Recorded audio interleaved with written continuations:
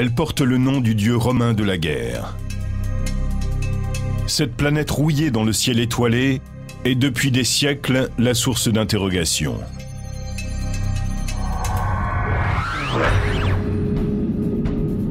Pourrait-elle abriter une civilisation rivale de la nôtre? Est-ce vraiment un visage que l'on voit à sa surface? Cette mystérieuse voisine du système solaire nous captive encore aujourd'hui. Elle pourrait être la base d'une future colonisation et conserve des secrets biologiques vieux de 4 milliards d'années. Mars, la planète rouge, détient peut-être la clé de notre avenir et celle de notre passé.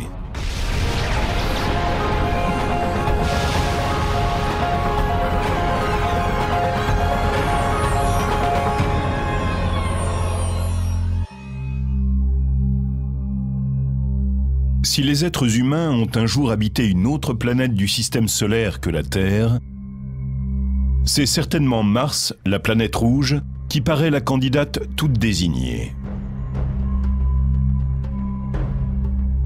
Un visiteur venu de la Terre verrait ici de nombreux paysages qui lui rappelleraient ceux de chez lui.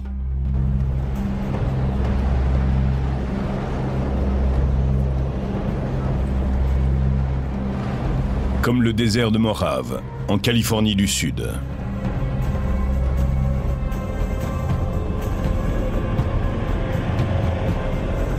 Pour le géologue, astronome et biologiste Ken Nielsen, ce désert ressemble tellement à Mars qu'il vient ici pour essayer de mieux comprendre les conditions qui règnent sur la planète rouge. Quand vous vous promenez ici dans ces dunes, ce que vous voyez ressemble tout à fait au paysage que l'on trouve sur Mars.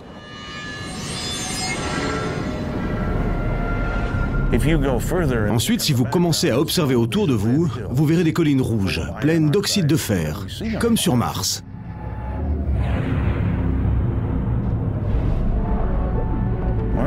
Mars est pleine de fer oxydé, c'est-à-dire rouillé. Il se transforme en particules de poussière. Et en plus des dunes magnifiques, on y trouve une atmosphère rouge qui couvre parfois toute la surface de la planète. Il y a d'énormes tempêtes de poussière. Ce n'est pas pour rien qu'on l'appelle la planète rouge. Si une grande partie du sol martien ressemble à celui de la Terre, certains paysages géologiques dépassent tous ceux qu'on peut trouver sur notre planète.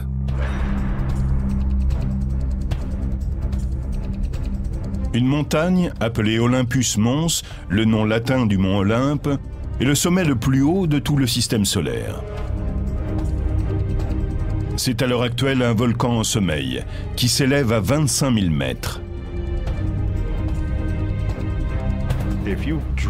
Si vous dessinez l'Olympus Mons, et à côté l'Everest et la grande île d'Hawaï, même en partant de la surface de l'océan, ces deux derniers ont l'air de petites collines comparées au sommet de Mars. Cette montagne est si vaste et sa base tellement immense que l'on peut être sur un de ses versants et ne pas se rendre compte qu'on est sur un volcan avant d'arriver au sommet.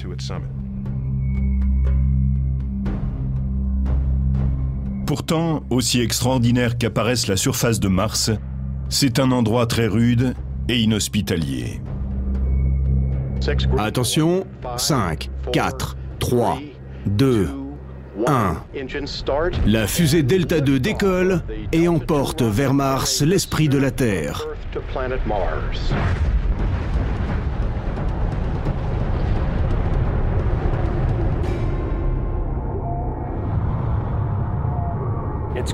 Elle est froide, sèche et désolée.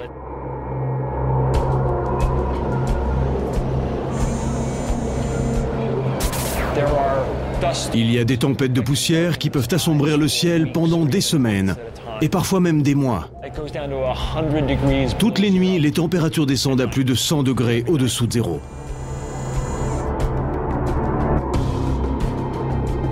Ajoutons à cela que l'atmosphère ne contient pas d'oxygène. L'air martien et ses rares formations nuageuses sont presque entièrement composés de dioxyde de carbone. Ce n'est pas un endroit très sympa. Vous ne serez pas heureux là-bas.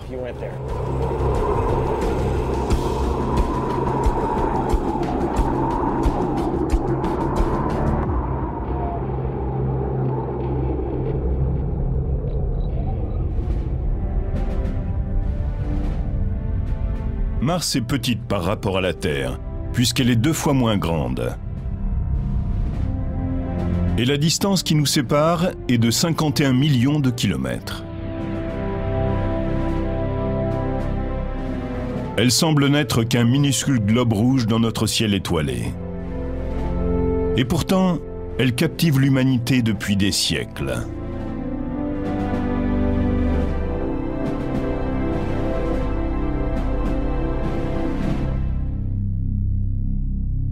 La planète tient son nom du dieu romain de la guerre.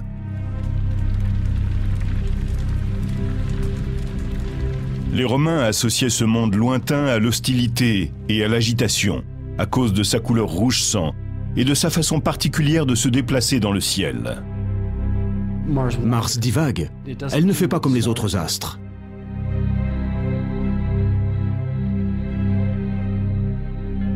Parfois, elle semble même aller à reculons. Ce comportement a intrigué pendant des siècles les observateurs.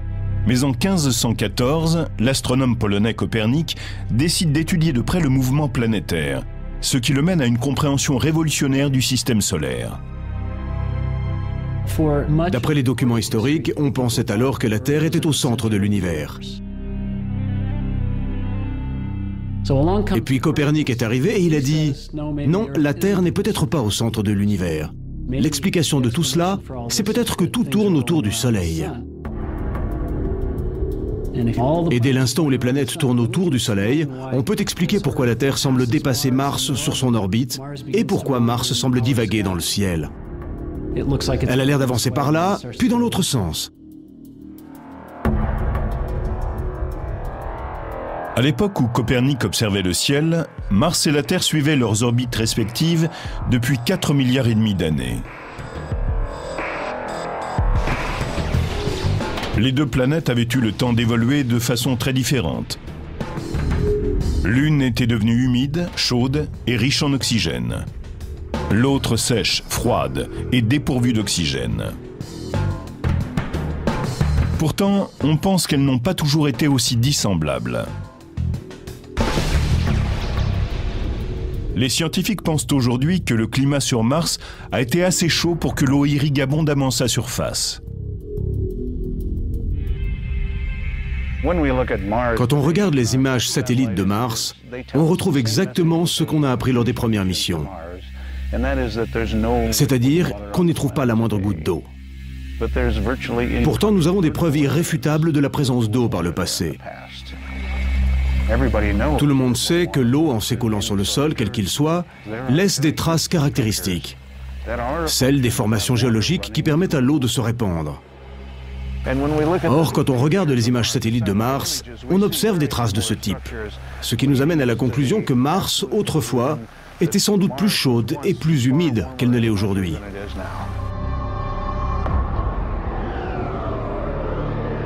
Il est certain qu'aujourd'hui, Mars est un désert implacable. Mais alors, que s'est-il passé? Quel processus cosmique a pu provoquer une telle transformation de la 4e planète du Soleil?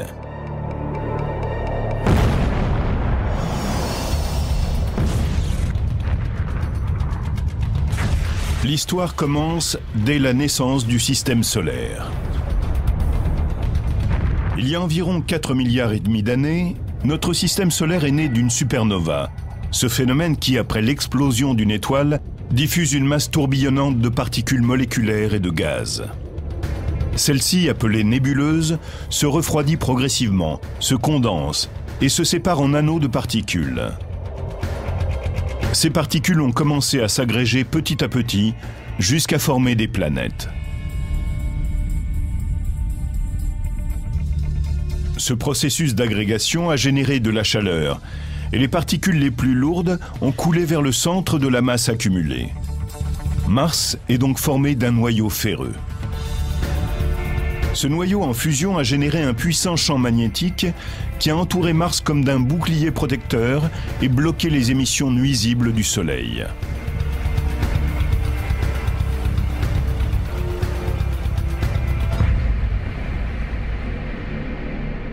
Il y a une pression constante qui vient du Soleil et exercée par ce que nous appelons le vent solaire.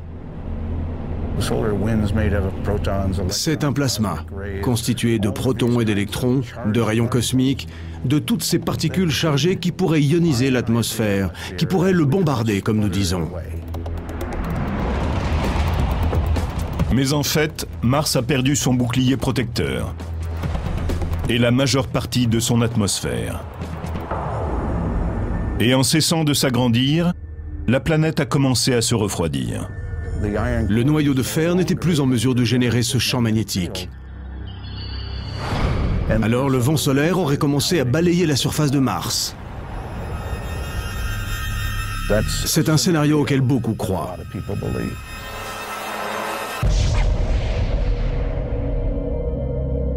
Avec la disparition de l'atmosphère, Mars a perdu son climat tempéré et la pression qui s'exerçait sur elle. Et comme l'eau a besoin de climat tempéré et de pression pour demeurer sous forme liquide, elle a disparu de la surface de la planète. Si vous y mettez une casserole d'eau, celle-ci va s'évaporer très rapidement et essayer de geler en même temps. L'un ou l'autre finira par l'emporter, mais vous ne pourrez pas garder l'eau sous forme liquide. Il serait faux de dire qu'il n'y a absolument pas d'eau sur Mars.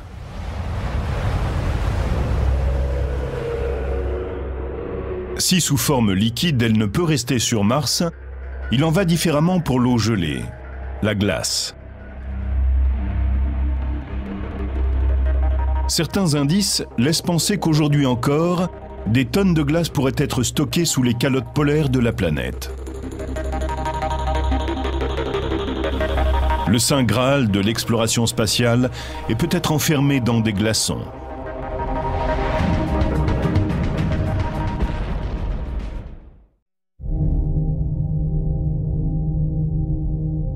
On peut voir ces pôles depuis la Terre avec un simple télescope. Et ils sont sans aucun doute ce qu'on remarque en premier quand on approche de Mars dans l'espace. Les calottes polaires de Mars sont des étendues mystérieuses de neige glacée et tourbillonnante qui recouvrent ces deux pôles. C'est ce que nous appelons de la glace sèche, c'est-à-dire du dioxyde de carbone gelé. L'atmosphère est très fine et presque entièrement composée de dioxyde de carbone, si bien que quand il fait très froid, il se transforme en neige carbonique ou en glace carbonique.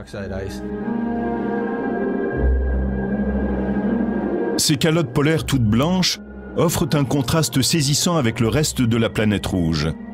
Mais ce n'est pas cette concentration de neige carbonique qui intéresse le plus les scientifiques.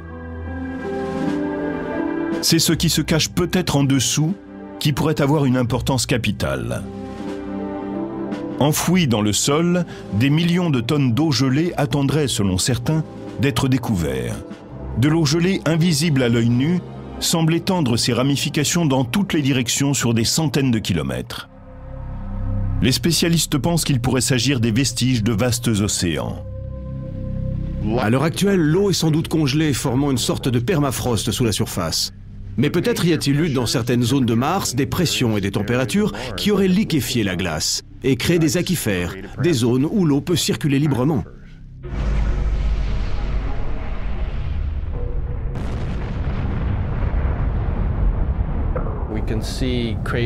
On voit des cratères. On sait qu'un astéroïde a heurté Mars et projeté en l'air des tas de matériaux.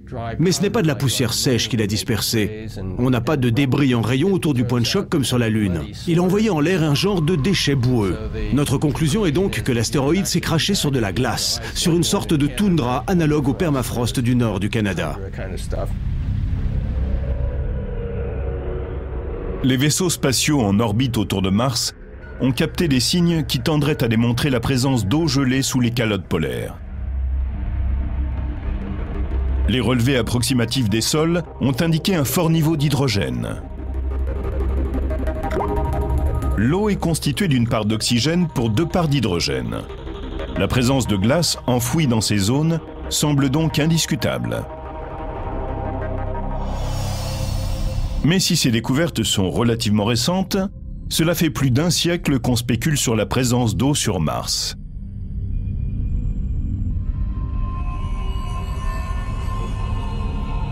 Et le fait qu'elle ait pu permettre le développement d'une forme de vie douée d'intelligence a provoqué de vives inquiétudes au cours du XXe siècle.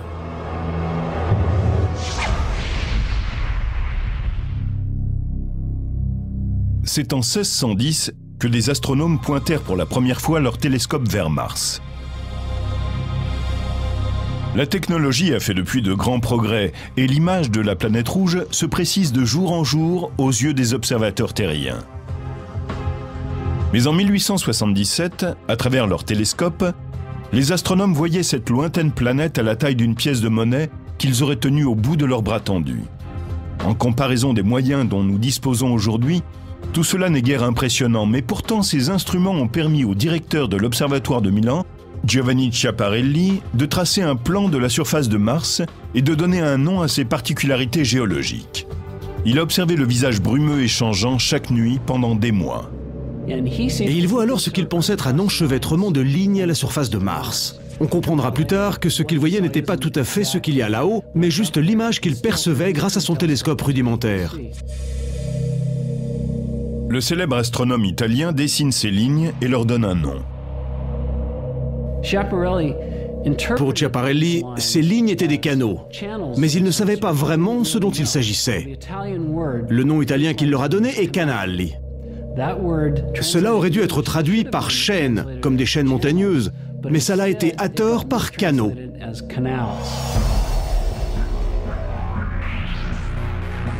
Il n'existe pas de ligne droite dans la nature.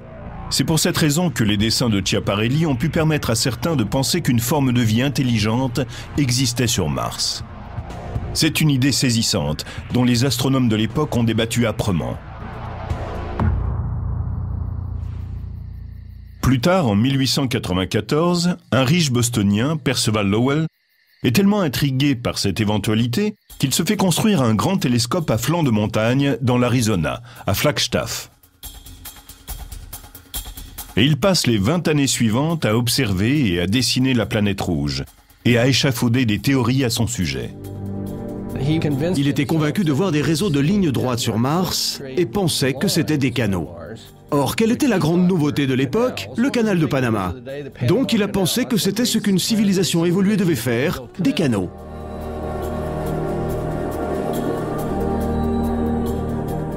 Ceux de Mars auraient donc servi à transporter l'eau à partir des pôles. Il savait que la planète était froide, sèche et loin du Soleil, et il s'est dit, bien sûr, il faut déplacer l'eau pour vivre sur Mars. L'idée qu'il y avait une civilisation sur Mars a emballé tout le monde.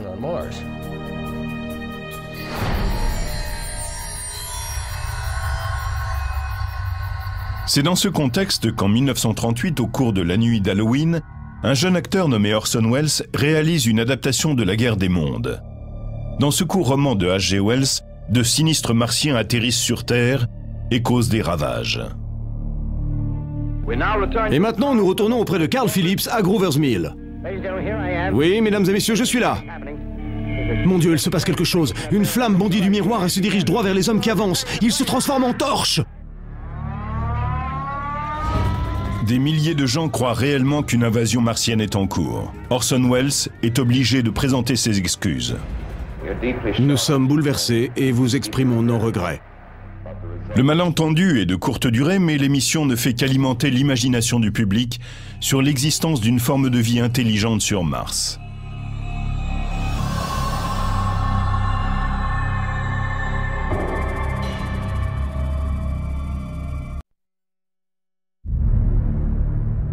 Cette planète intrigue les terriens depuis des milliers d'années. Et ce n'est qu'au milieu du XXe siècle qu'on en a enfin eu une vision plus précise.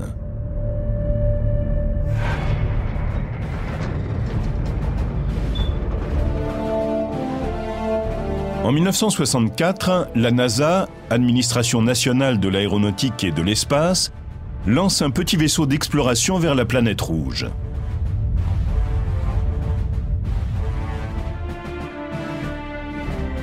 Mariner 4 est équipé d'une caméra. Il a pour mission de survoler Mars et d'envoyer des images vers la Terre. Il ne pourra effectuer ce passage qu'une seule fois.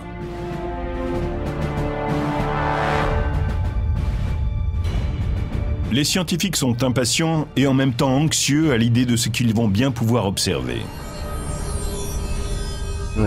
Allait-on voir des villes, des canaux, des forêts? Moi, je n'ai vu que des cratères. Les images qu'on a reçues étaient très floues et montraient simplement des cratères, comme sur la Lune. C'est une immense déception. Les images de Mariner 4 montrent une planète sèche, couverte de cratères, désertique, une planète qui semble morte. Elle était comme la Lune, avec un peu d'air qui soulevait la poussière. L'enthousiasme soulevé par l'exploration de Mars retombe pour un temps. Mais 6 ans plus tard, en 1971, la NASA envoie un autre vaisseau vers la planète rouge, Mariner 9. Cette fois, au lieu de n'effectuer qu'un seul passage au-dessus de Mars, il est conçu pour rester en orbite pendant plusieurs semaines, le temps d'établir une cartographie complète. L'effort est payant.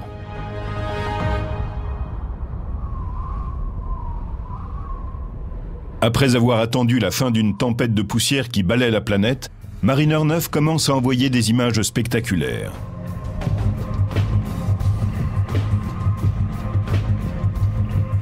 On découvre le dôme de Tharsis, une sorte de renflement situé non loin de l'équateur de Mars.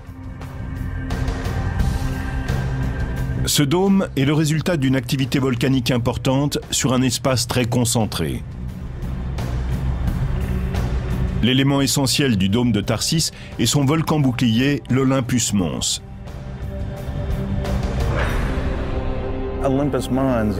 L'Olympus Mons est large de 540 km. Il pourrait couvrir l'État du Missouri. Si un volcan de cette taille entrait en éruption, il recouvrirait probablement les États voisins.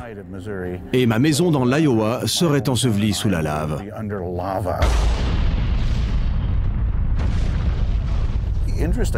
Ce qui est intéressant, c'est que nous pensons qu'il est constitué de 3 volcans séparés, ou en tout cas qu'il a explosé dans 3 directions différentes. Quand on le survole, on aperçoit 3 cratères bien distincts. C'est une immense découverte géologique.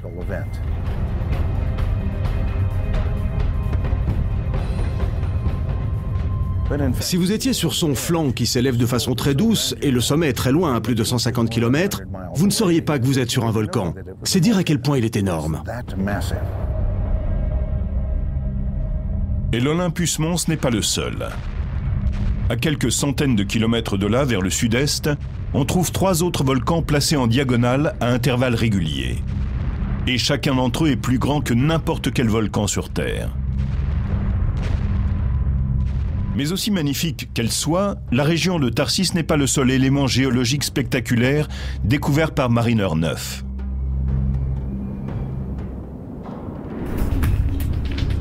À la limite est du dôme, on peut observer une immense fracture dans la croûte de la planète rouge. Elle a été nommée Vallée Marineris, en l'honneur du vaisseau Mariner 9. Regardez, elle est aussi vaste que les États-Unis. Elle est vraiment très nette.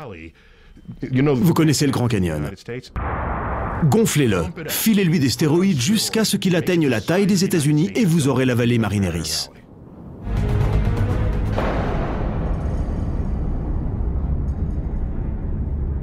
Le phénomène géologique à l'origine de cette immense faille à la surface de Mars demeure un mystère. Les scientifiques ne peuvent qu'émettre des hypothèses. Il y a une théorie qui me plaît bien. On trouve pas très loin un endroit qui s'appelle le dôme de Tharsis. Beaucoup de matériaux s'est accumulé là, de la lave et d'autres débris. C'est comme s'il y avait eu une énorme force de torsion qui s'était exercée et qui avait ouvert la croûte comme une fermeture éclair.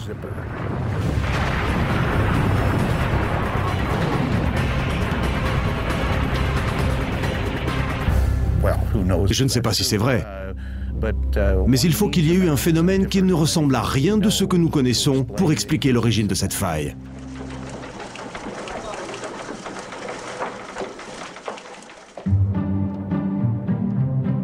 Après le succès éclatant de Mariner 9, l'étape suivante pour la NASA est de poser un vaisseau sur Mars. Les spécialistes sont impatients d'analyser la roche et les échantillons de sol et de chercher les indices d'une forme de vie.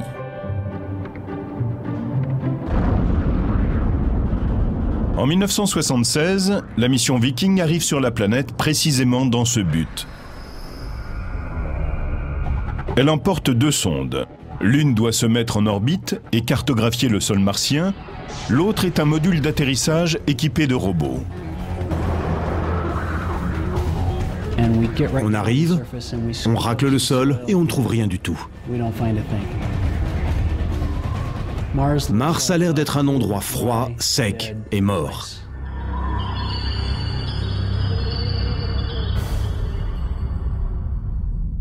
Mais alors que la première sonde Viking peine à la surface et ne trouve rien qui puisse faire les gros titres des journaux, la sonde mise en orbite parvient à saisir une image surprenante. Alors qu'elle survole une zone appelée Sidonia, elle capture dans le faisceau de ses projecteurs une image d'une formation géologique qui ressemble à une figure humaine.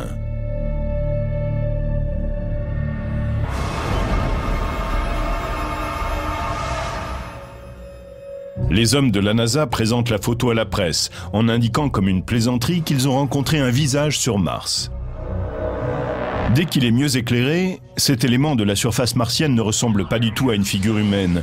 C'est juste un ensemble de collines. Mais dans certains cercles, l'histoire du visage de Mars et l'idée que la NASA veut cacher ce qu'elle a découvert continuera à courir pendant plusieurs années.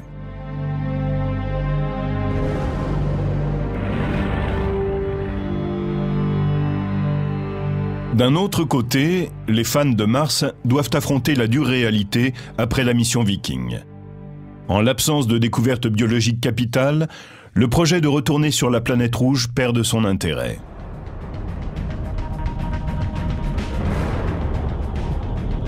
Et puis en 1984, un jeune scientifique en expédition dans l'Antarctique fait une découverte qui donne immédiatement un nouvel élan à la quête d'une vie inconnue sur Mars.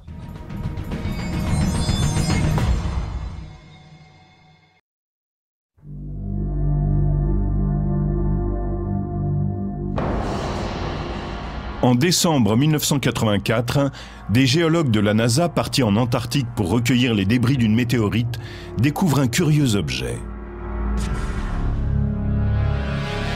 Il s'agit d'une météorite d'une couleur inhabituelle, plutôt verte, alors que la plupart sont grises ou marron. De retour au centre de contrôle de Houston, où on stocke ce type de roche, elle est aussitôt étiquetée ALH 84001. Malgré sa couleur étrange, les spécialistes ont pensé qu'il s'agissait d'un morceau d'astéroïde. La roche a été classée parmi les météorites et elle est restée pendant 6 ou 8 ans mal identifiée.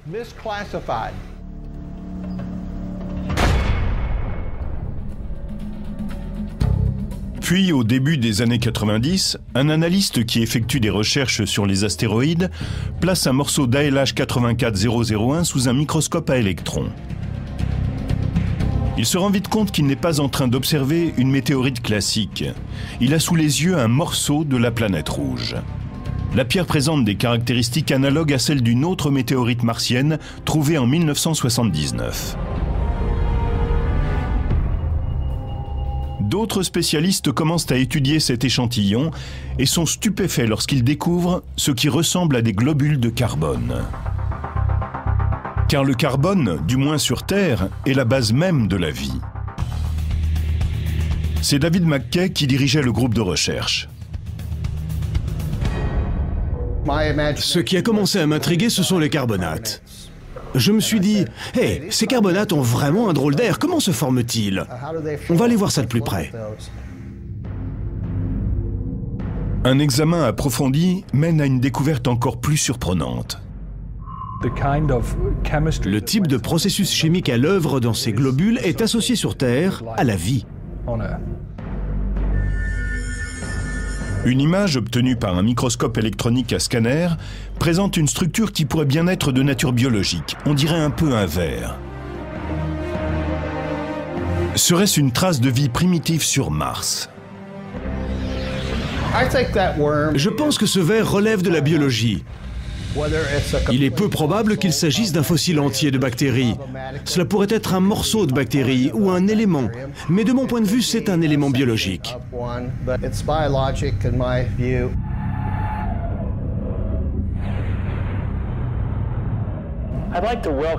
J'aimerais tout d'abord souhaiter la bienvenue à tous ceux qui se trouvent ici aujourd'hui. C'est un jour incroyable et très excitant pour moi. En 1996, après plus de 2 ans d'études, durant lesquelles 4 séries différentes de preuves ont été réunies, l'équipe est prête. Elle émet une hypothèse.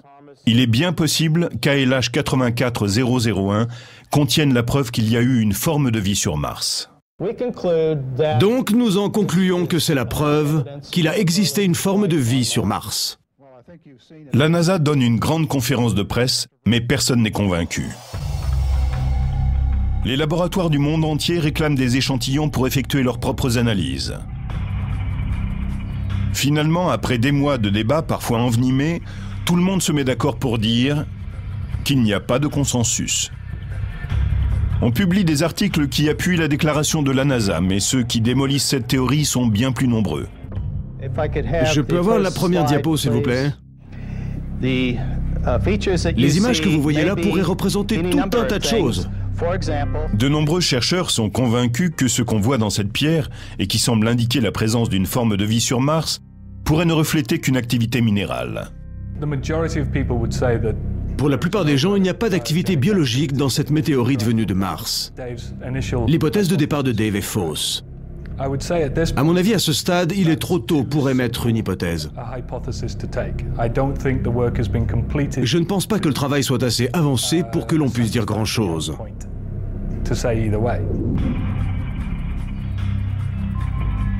L'analyse de la météorite continue. Mais même si les chercheurs n'ont jamais pu confirmer qu'elle contenait des signes d'une vie sur Mars, elle aura relancé l'intérêt pour cette question.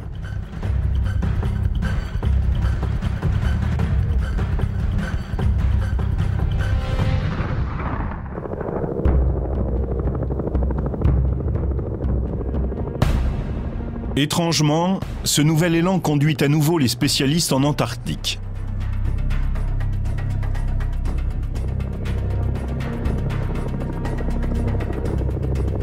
Les conditions dans cette partie du monde ont beaucoup de points communs avec Mars. Les formes de vie qui subsistent dans des conditions aussi extrêmes pourraient nous éclairer sur la façon dont la vie a pu naître sur la planète rouge et à quel moment.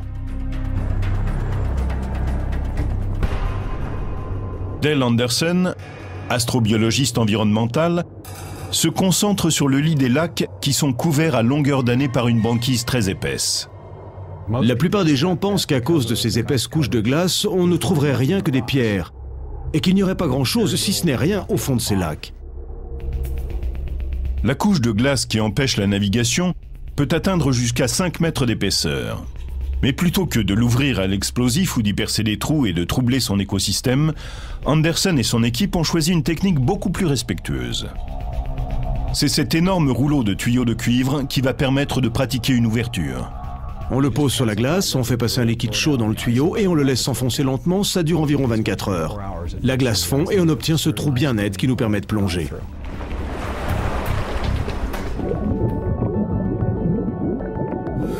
Les plongeurs entrent dans l'eau vêtus de combinaisons qui les protègent entièrement. Et ce qu'ils découvrent au fond de chaque lac de l'Antarctique, ou presque, témoigne véritablement de la ténacité de la vie. Des tapis d'organismes microbiens prospèrent dans ces environnements frigorifiés, où la lumière du soleil ne pénètre pratiquement pas. La plupart des gens pensent que si au fond des lacs, on dispose de moins d'1% de la lumière de la surface, la photosynthèse ne peut s'opérer. Pour eux, il n'y aurait pas assez de lumière pour vivre. Eh bien, on a découvert que la photosynthèse était possible à des niveaux de lumière inférieurs à 0,1%. Pour Anderson et son équipe, ces fonds immaculés sont comme une fenêtre sur le passé. Il n'y a pas d'organismes évolués, pas de poissons, pas d'insectes, pas d'animaux rampants. Ces communautés microbiennes ont donc la possibilité de se développer tranquillement, sans interaction avec des animaux ou des plantes. Et du coup, ils évoluent de façon particulière. Est-il possible qu'une forme microbienne similaire soit toujours en activité quelque part sous la surface gelée de Mars? En particulier aux 2 pôles, riches en hydrogène. Anderson et d'autres spécialistes pensent que cela vaut la peine de se pencher sur la question.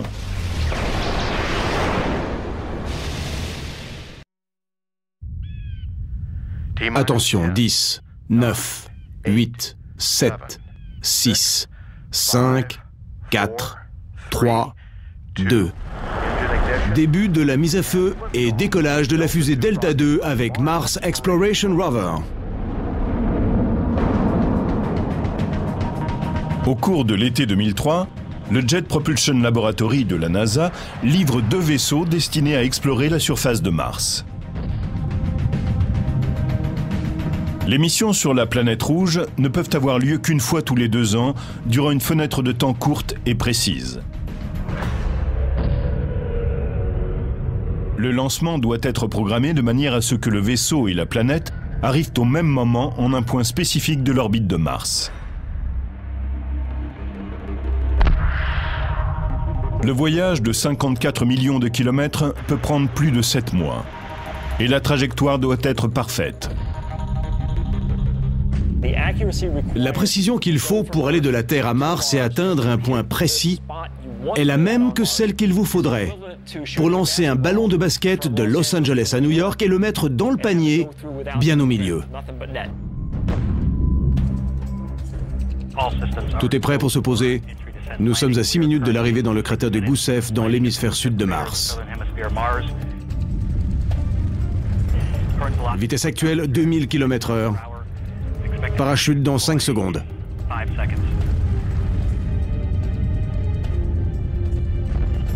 Parachute en place.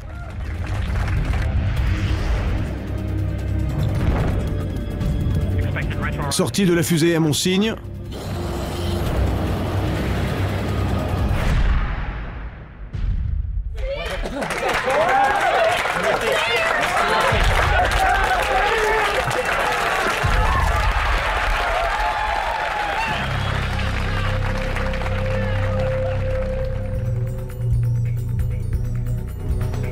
Les vaisseaux spatiaux sont en fait des robots explorateurs conçus pour sillonner la surface de Mars et fouiner un peu partout.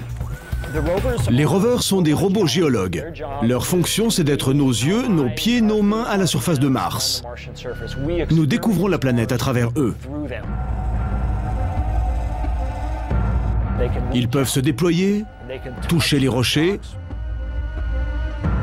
Ils ont un appareil pour gratter la roche. On l'appelle le RAT.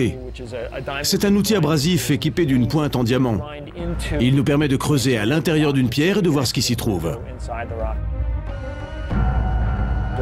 Ils ont des capteurs au bout de leurs bras. C'est comme s'il y avait un microscope qui pouvait nous décrire en détail ce qu'ils voient. On a donc toute une foule d'instruments similaires à ceux dont un géologue voudrait disposer s'il était sur le site. Les robots rovers ont été nommés Spirit et Opportunity. Aujourd'hui encore, ils explorent des régions de Mars qui sont à des centaines de kilomètres les unes des autres. Spirit a atterri dans une zone appelée le cratère de Gusev. On pense qu'il s'agit du lit d'un lac asséché. Donc, si l'eau qui s'y trouvait autrefois abritait des formes de vie, il pourrait un jour en retrouver les traces. Opportunity s'est posé dans une zone qu'on appelle Meridiani Planum. Cet endroit suscite des interrogations, car il recèle une couche ancienne d'hématite, un oxyde de fer qui, sur Terre, se forme habituellement dans un endroit qui contient de l'eau à l'état liquide. Jusque-là, aucun des robots n'a trouvé de signe de vie. Mais Spirit comme Opportunity ont découvert des indices qui tendraient à prouver qu'un jour, l'eau coulait en abondance à la surface de la planète Mars. On a vu des endroits où l'eau a détrempé les pierres sous la surface. D'autres où l'eau a jailli à la surface et a coulé en creusant des petits sillons qui sont toujours gravés dans la roche des milliards d'années plus tard. Mais aucun robot n'est allé assez près de cette sorte de toundra qui couvre actuellement l'eau gelée des pôles. C'est l'objectif premier de la nouvelle mission lancée à l'été 2007.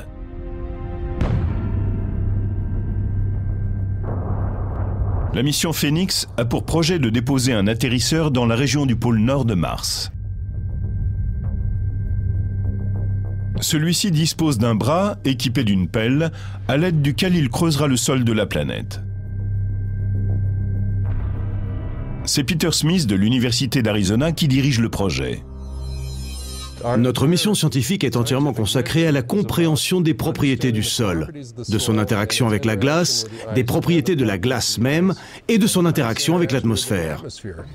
Nous n'avons qu'une possibilité pour l'étudier, c'est d'utiliser le bras du robot comme une petite pelle.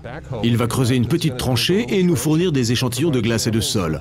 Et avec un peu de chance, des échantillons de sol humide, si on peut en trouver. Ensuite, on analysera ces échantillons avec des instruments sur le pont de notre vaisseau spatial.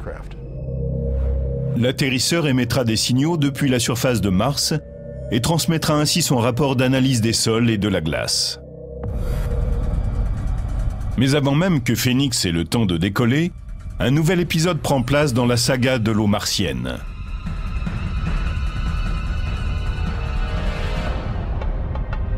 Des images, transmises par un vaisseau en orbite autour de la planète rouge, révèlent les traces d'un événement tout à fait inattendu.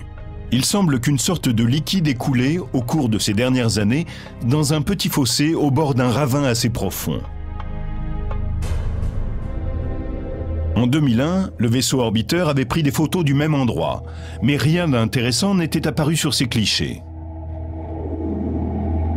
Cette fois-ci, on voit dans le fossé un résidu blanc déposé là sans doute par un écoulement de liquide, peut-être à l'endroit où de l'eau aurait jailli du sol et coulé sur une certaine distance avant de se transformer en vapeur et disparaître. Les spécialistes ne comprennent toujours pas ce qui a pu provoquer cet écoulement, mais beaucoup pensent que c'est la conséquence de la chaleur qui existerait encore à l'intérieur de la planète. De toute évidence, il s'agit d'une planète qui a connu une activité volcanique. Beaucoup d'entre nous espèrent encore trouver dans certains endroits des phénomènes hydrothermaux. Non pas simplement pour avoir de l'eau liquide, mais parce que celle-ci indiquerait la présence d'un environnement où la vie aurait pu se développer et même se maintenir. Le but de tout cela est bien entendu la recherche de formes de vie. Quand tout est dit, l'engin prend le relais de cet extraordinaire exploit scientifique et explore la planète rouge, porté par le pressant désir de l'humanité de savoir si la vie existe quelque part ailleurs, dans les vastes étendues spatiales. Je pense que depuis l'aube des temps, les hommes ont cherché à savoir pourquoi ils étaient là, ce qu'il y a là-haut, et s'il existe plus que ce que l'on voit.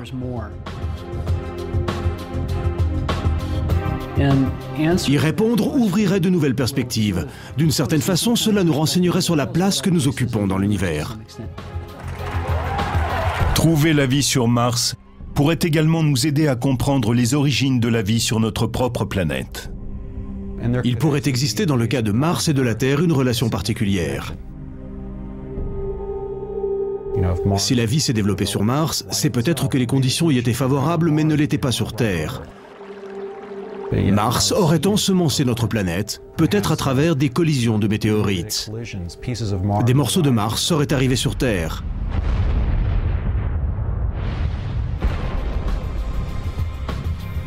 Ils seraient arrivés avec des cellules de vie qui s'y seraient développées. Peut-être sommes-nous tous des Martiens, à moins que ce ne soit le contraire et que la vie soit née ici pour se déplacer ensuite sur Mars. Si on trouve une preuve de vie sur Mars, sachant que la vie existe aussi sur la Terre, c'est qu'il y en a probablement ailleurs. Dans ce cas, l'univers serait sans doute indissociable de la vie. Et dans le cas contraire, nous pourrions nous sentir uniques en notre genre.